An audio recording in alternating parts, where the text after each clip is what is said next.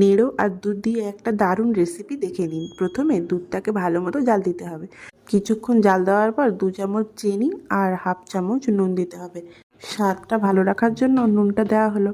আর তারপর সমস্ত কিছু একসাথে মিক্সড করে নিয়ে একটু ফুটে উঠলে অল্প একটু দুধ আলাদা পাত্রে নিতে হবে নেড়োটাকে ভেজানোর জন্য। তো দেখুন মা এখানে নেড়োটা কি সুন্দর করে ভিজিয়ে দিচ্ছে। আগে থেকে নেড়োটা ভেজানো থাকলে রেসিপিটা করতে খুবই সুবিধা হবে। যাই হোক, এবার দেখুন দেওয়া হচ্ছে সাবুদানা। আগে থেকে ভিজিয়ে রাখা হয়েছিল সাবুদানা, সেটাই দিয়ে দেওয়া হলো এই দুধের মধ্যে। সাবুদানাগুলো দিতেই দুধটা একদম ঘন হয়ে এলো।